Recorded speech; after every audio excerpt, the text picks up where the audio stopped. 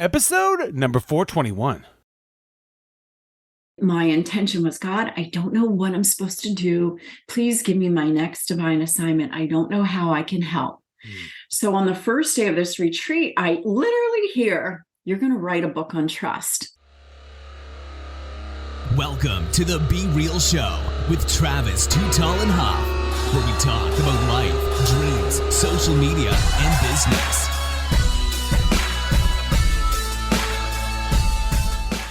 Well, hello and welcome to the Be Real Show with Travis Too Tall and Huff.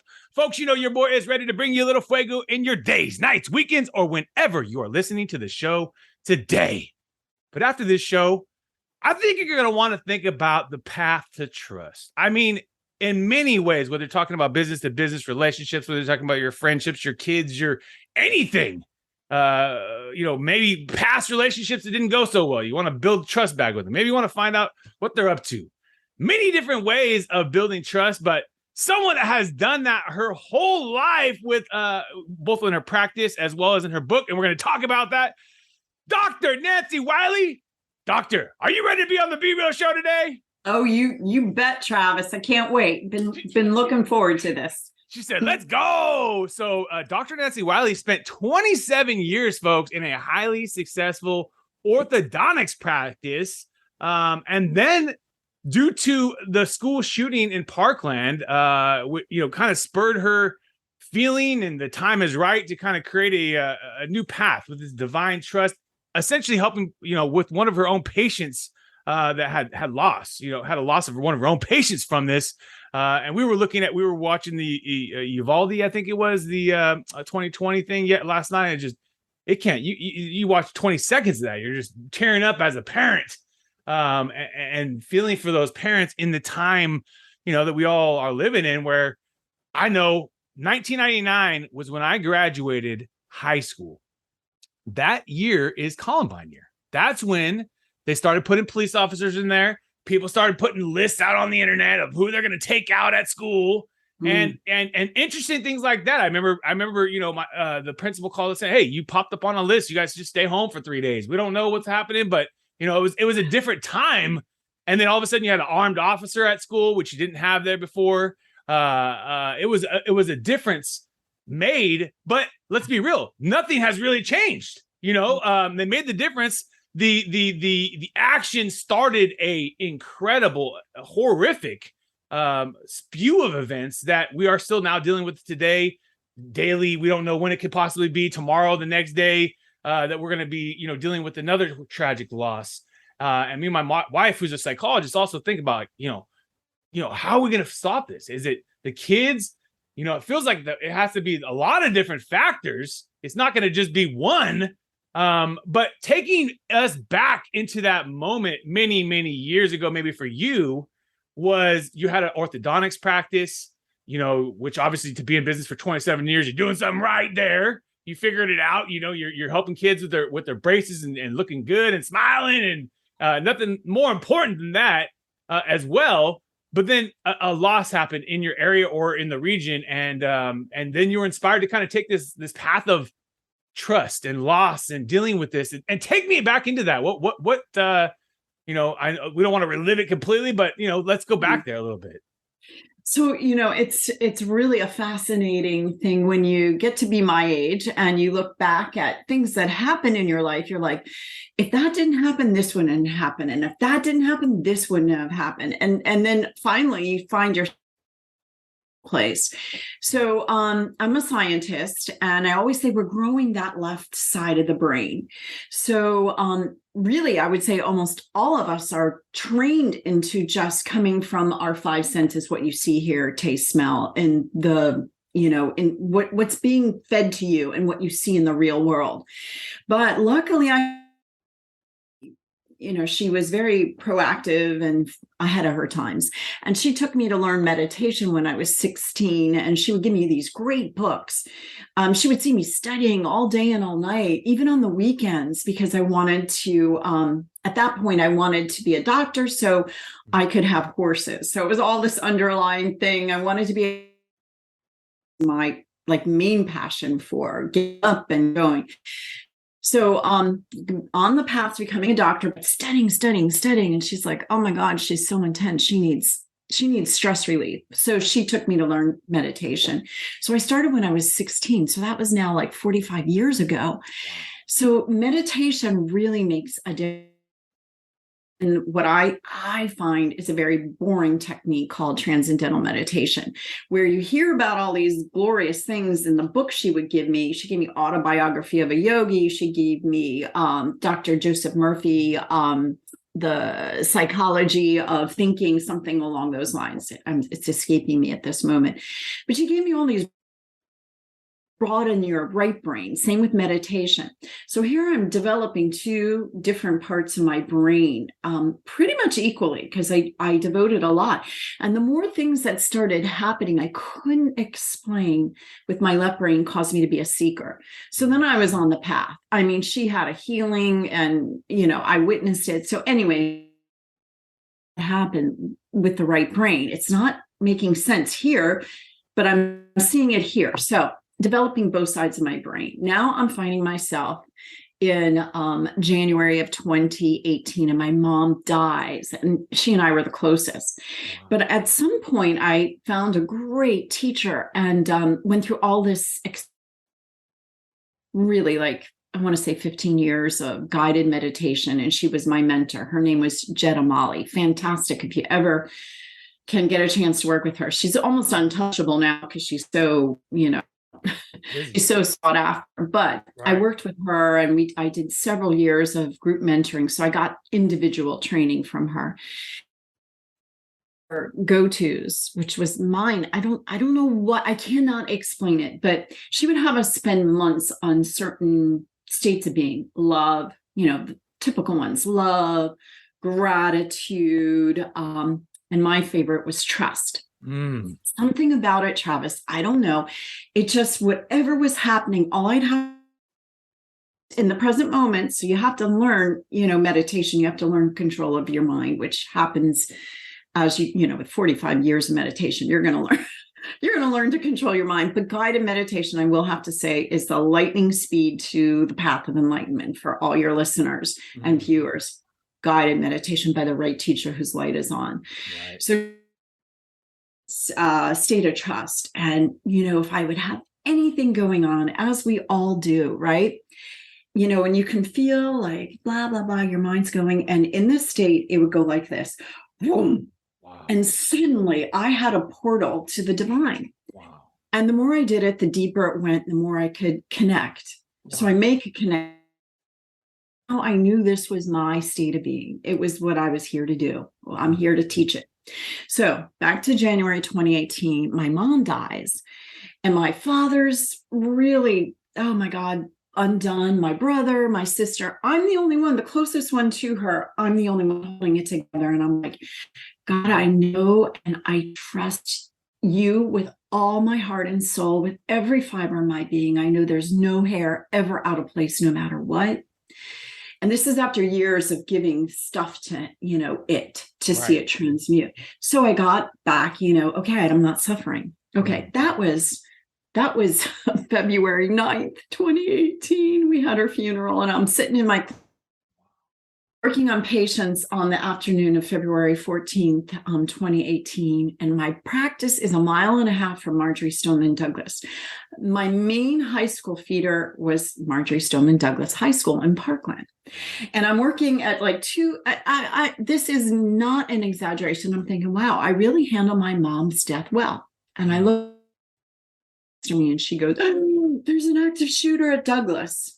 And as I'm having this thought, like I really have mastered trust. Wow. And then wham, it's like the universe is like, you think you have this mastered? Well, here, we're going to see if you can handle this.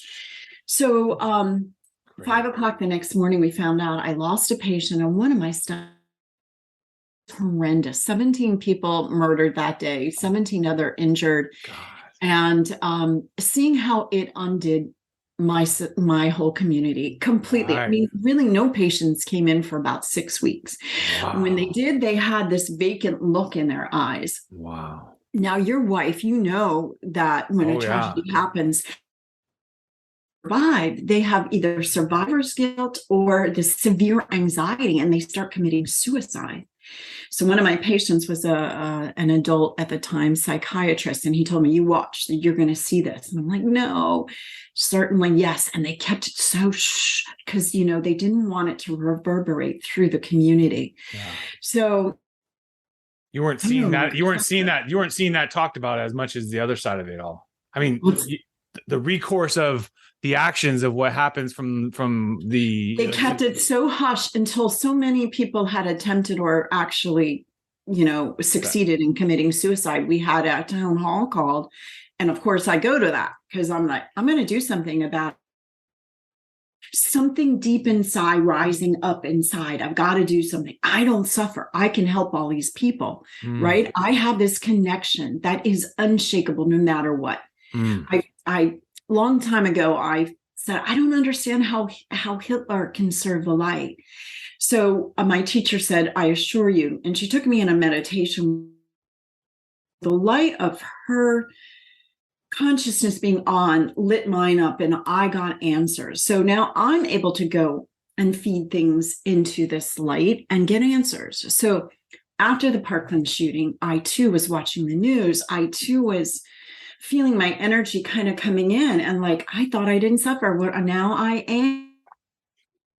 Let's go take this to the light. So I went it took me 5 days to get my equilibrium, because, you know, you're worried about everything and everyone. And I'm like a big mom, and I'm taking care of everybody. So right. I go into meditation. I finally find like 2 hours. I'm like, I got to get control. And I go in.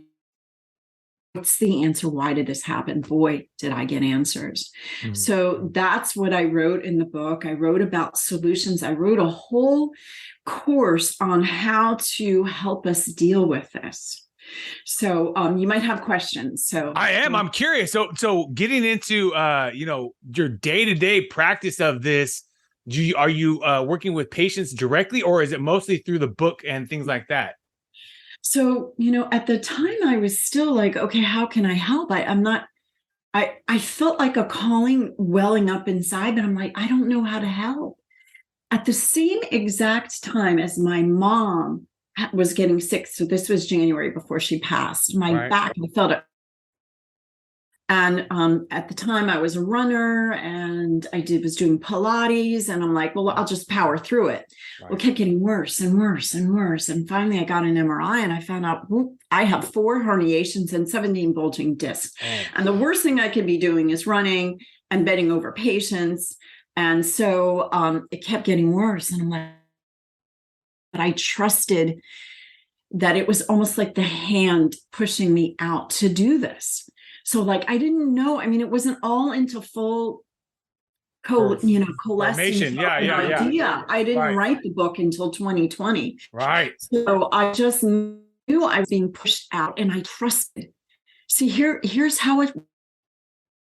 So when you say like, okay, I have this back issue, it's pushing me out of a career that I loved, I would never have left. Is that a tragedy? I did not look at it as a tragedy. I looked at it as, I don't know why it's happening. I trust with every ounce of every fiber of my being, I'm going to step out into the void. I don't know what I'm supposed to do. So I put my practice up for sale. It sold like that in the most exquisite synchronistic events that I'm not going to go into right now, because I know we have limited time and I want to stay on trust. It sold so fast. And then 4 days after my last day, I timed my last day with a spiritual retreat that a big group I'm in. And my intention was, God, I don't know what I'm supposed to do. Please give me my next divine assignment. I don't know how I can help. So on the first day of this retreat, I literally hear, you're going to write a book on trust. Wow. And I'm like, well, I don't know who you are, but I suspect you're God. And I am not a writer. That's my weak scientist. So day 2, it's a 4-day retreat. Day 2, in another process, another meditation with a different person, I hear, you're going to write a book on trust. We've been working with you, teaching you to embody trust. It is now time for you to bring this to the world. Wow. So at that point, I'm like, Wow. okay, I'm not arguing with how it's going to happen because writing is not my forte. Third day, heard nothing, but that didn't bother me. And fourth day, in another process, I heard, here are your chapters. This is the outline for your book. Get up and write it down. And I did. Wow. And then it wrote itself in 5 days. Crazy.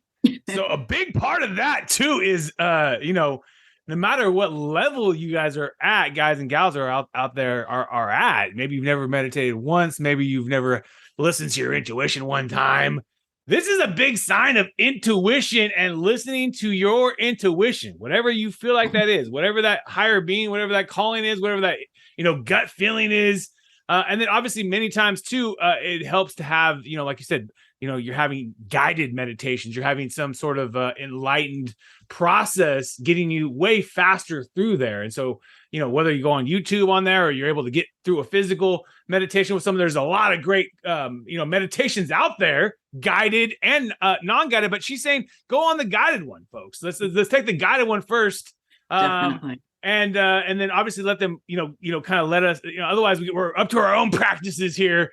And like most things, we're not professionals. So, kind of learning that. And then as you get better, maybe you can do your own, meditations by yourself. But at the end of the day, from many times, a meditation is just slowing down the mind and not thinking about much other things than kind of just what's going on in this very moment right here. Yes. And listening to kind of what you're feeling in your soul or your energies and you can kind of take that many different ways. You can practice that for 5 hours, or you can just kind of do that for 30 seconds at a stoplight. And you can easily meditate at a stoplight for 30 seconds and you'll be better off than had you not done that little simple, breathing work or just kind of turning off the radio or turning off the distractions and kind of seeing what the minds and souls feeling for the day. Obviously, many of us are so busy. We could say, oh, we don't have the dang time, Nancy, to do 2 hours. No, and no, I don't recommend 2 hours. I don't. Right. All the meditations in my book are like 10 to 12 minutes. Perfect. That's what I'm saying. Is pretty short, and that's the way it wanted to come out. It's like it has to be practical. It has to be so every one of us can do it. So I also got, my mission is to ignite a massive shift in human consciousness. So it's not going to happen to have everybody do 2 hours. I don't do 2 hours. I mean, I only did if I'm very, very troubled or, I'm out of balance. Right, you've been practicing for so long that 2 hours is you can handle that. I was only bringing that example up, folks, just so because many of us get caught in, we need to do this for a whole hour, or we need this for 30 minutes, or like I was saying, as much as 10 seconds to like a 10 minute to 20 minutes, some time that you can have, obviously, if you can, without the distractions of all of the pings and dings of our phones and notifications and emails and many different other things that are out there from content and social media to distract us. So any bit of time, even like I said, even a 5 seconds at the stoplight, I think is better than not doing that and not, checking in with yourself. It takes, Travis, is a breath in, breathe in once. I mean, I usually start with 3 breaths, but just breathe in and center yourself, come into the present moment. That's all it really takes, is just becoming, it's like the mindfulness movement. Although with my meditation, it's to become mindful and walk every step, every voice, everything is like surrendered to this beautiful energy. And it doesn't have to go that deep. It doesn't at all. As you're saying, just a second at a traffic light is going to help, is going to make a difference, is going to bring you back, is going to make you conscious and come back online of what you're doing. It's going to bring you into that right brain aspect. All of them amazing, miraculous things are. And there's no excuse for 5 seconds, folks. There's no excuse for 5 seconds. All right. Now we're about to get into your mindset, Nancy, with our top 10. Are you ready? Yes. Let's go. Let's go. Apple or Android? Apple for sure. Apple, Netflix or YouTube? It's both equal for me. It depends on the vibe. It depends on the mood. You can do different things on Netflix. Netflix is constantly challenging you with crazy new shows that like keep you addicted. Yes. Instagram or Facebook? Ooh, Facebook. Facebook. Chicken or steak if you're thinking about a good meal.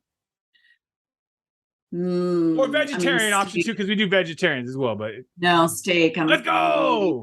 We're going steak. We're going steak, folks. Laptop or smartphone? Laptop. Laptop. Spotify or Pandora? Spotify. Spotify. Mm-hmm. The OG platform. The OG platform. They have so much content on Spotify now. You have podcasts, and I think Spotify is eventually going to be like YouTube too, where like a lot of the creators of music are going to also push their videos there. So I think that's the next big push for Spotify to compete even deeper with YouTube. You know, you know, you don't think about today, but it's probably going to be a bigger and bigger content distribution platform for videos and longer form content, things like that. Movies or video games? Oh, movies. Movies, hands down. Reading books or listening to books? Reading. Get the physical book, folks. If you're thinking about diversifying your portfolio, right now is a crazy time right now as an investor to put where we're going to put our money at. Mine's in cash. There you go. So we got cash. There we go. Yeah, I mean, that's another smart, because I think in the next 5 years, that's going to be a bigger commodity as anything else. And then to get that, if you need it as a business or as a person, you're going to have to pay a higher interest rate, as you're already seeing with to buy a house. You know, like to buy a house, it's now 7 or 8% now to get a interest rate quick. It goes up. And it's probably going to go up a little higher because they have to, so cash is powerful. Keeping a cash flow in business is so powerful too. So cash is a king maker. I love it. And if you were to take a vacation today, Nancy, because you deserve it, where are you going to go? Oceans or lake? Where are you going to go? Oceans. Oceans. What ocean are you going to pick? We're going to take the bag and you're out. Where are you going to go? Where are you flying out to today? What ocean? I would like to go to Bali. Ooh, that would be fun. That's on my bucket list. That's on the bucket list. Yeah. Yeah. The Indonesian, the beautiful ocean out there. Oh, man. Unbelievable. When you're waking up in your day, you're getting pumped, energized, set for the day. Why do you love being you? That's interesting. I don't know. I love my experiences, my growth, my courage. I stand firm with courage and and firmly with my light of this trust, and it just evaporates them right in front of my eyes. And I love that I can do that. Right. And also, what you're doing for others, I will say, is so important. We don't think about that many times in our daily practices and our daily lives, and whatever piece that is for the world. When you get to help someone else, whether that's through grieving, whether that's through trust building, or a variety of factors in their day, meditating is something that for sure can get you through those moments. But then making that a practice of your daily routine is the bigger play. Like you said, you've been doing it for 28 years. The podcast, people always say, "Hey, the podcast, you've been doing this." Hey, you know what? We started a long time ago. We could be doing more shows every week, but we stay consistent to the 3 to 4 every week, and we never stop. And so that's how you build, anything in content or business, is you just don't ever stop. And then all of a sudden you got Nancy on, you got Tony on, you got, you got the gang on, and then I get to constantly meet and be challenged by new conversations, new personalities, new friendships, possibly built at scale, because obviously, no one's going to come out to Fresno to do the show. We're not going to West Palm Beach. It's easy now with Zoom and with the technology. Yeah. And at the end result is almost the same as if we were in person. It's not exactly the same, almost the same. So it's got definite advantages. The advantages sometimes outweigh, the in-person event advantages, in that you could hop on the next show in 10 seconds. You're going to another country, you're going to another place. It's just incredible. Do you think you'll ever retire from this new mission of trust? No, I don't. I'm here to help as many people and turn their lights on like mine has been turned on. I'm a healer. Awesome. Do you feel that you are called to maybe writing more books and things like that in the future, or How do you Yeah, feel like it so, progresses? How do you think this progresses for you? well, I get glimpses, and nothing's landed yet, but I get glimpses, which is how, intuition works. Like Right, maybe this, maybe that. right, And as a scientist, it's just, about to burst, because quantum physics explains everything that I experience, that I teach, but yet the scientists are like, that's hokum, or that's woo woo. And I'm like, absolutely not. Where are you in right, your quantum physics? right. Why can't you explain it with your left brain? I sure can. Yeah. They So, get stuck behind dark matter and these different terms.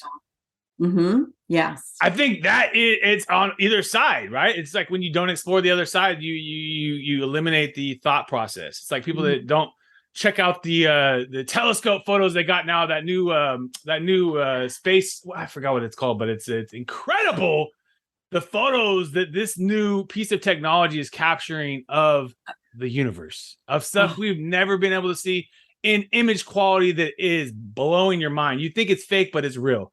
And Beautiful. it is beautiful. And if you were someone sitting on this earth and saying that doesn't exist, right?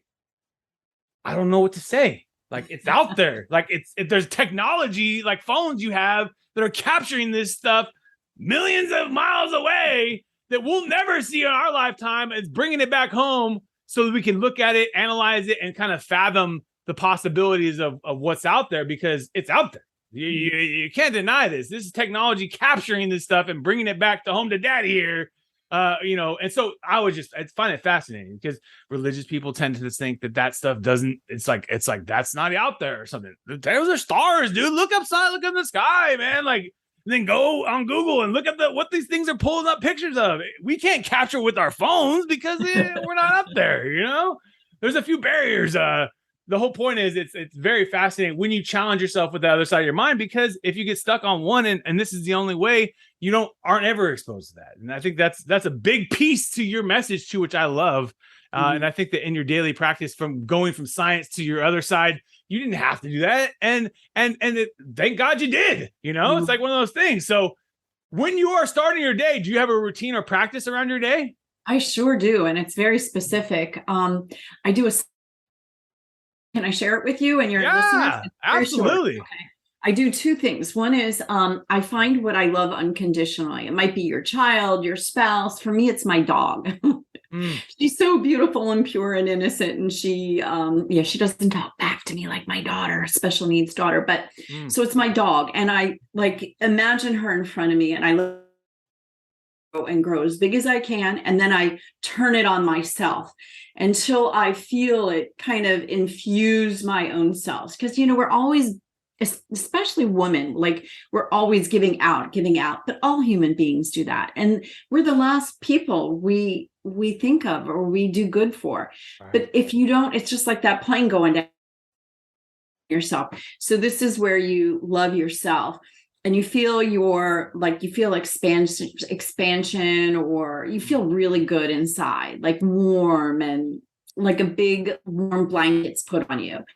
Once I do that, then I surrender to this energy that I connect to every day. And I actually become the vehicle for it to see through and speak through my mouth. And then I do the different chakras and my actual physical body. So it kind of like feels the hands and it feels the feet hit the floor.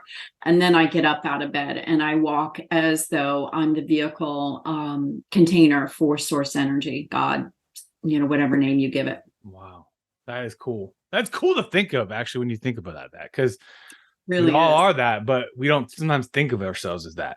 We all are for the source, for the world, for our own good, for our own world, for our own families, for our own businesses, for friends, customers, podcast listeners, everybody. You guys all are that. It is interesting, but to actually remind yourself of that each morning, I think is very, very important, and probably makes you feel a lot better than you did had you not think about that. So let's go. Do you have a favorite application or app on your phone, or a tool that helps you run the business or help you just in life?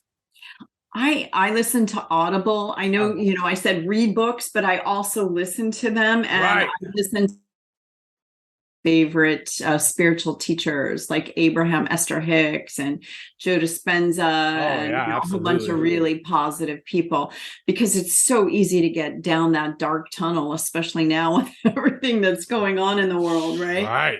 Totally. So to stay positive and open-minded. Travis, I just love your open-mindedness. It's really cool, really refreshing. I love your energy. Yeah. Thank you. I appreciate that. I have to be open-minded as a podcast guest and also as a business owner, because I have clients of all different sides of the political aisle, sports teams, and I can't fight with you here. I want to do business with you. I want to interview. I can care less about the other stuff. Let's get to the realness of life.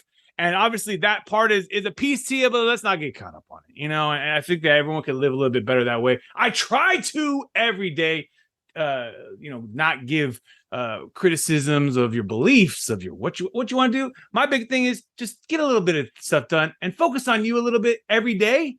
Record a podcast, write a book, do a meditation, work out, whatever that is. It doesn't matter what that is, but do something a little bit for you before you run to Netflix or run to the news or run to this to provide you whatever that is that they provide you, because it is something, but it's not going to be the same as you did something for yourself first.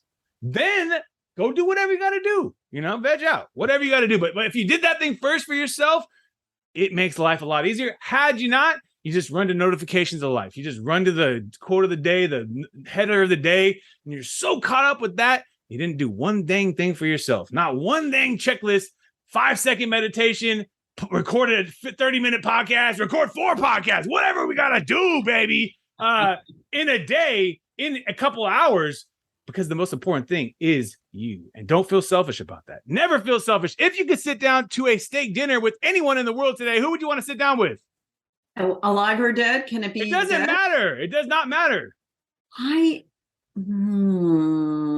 would say Jesus or Buddha. I would like to see what's going on in their head. Let's get them both. Let's get them both on the line. Let's get them both in the steak meeting. That would be fascinating. Do you? Where is our favorite place for people to learn more about you and the book? Where can we send them to learn more about you, about the book? Okay, they can go to trustthedivine.com and they can get a free, if they scroll all the way to the bottom, there's a free meditation. Ooh, nice. So they don't have to pay for the book. You can get it on Amazon. It's available in paperback, ebook or Kindle, and Audible. So if they take that code and they put it into a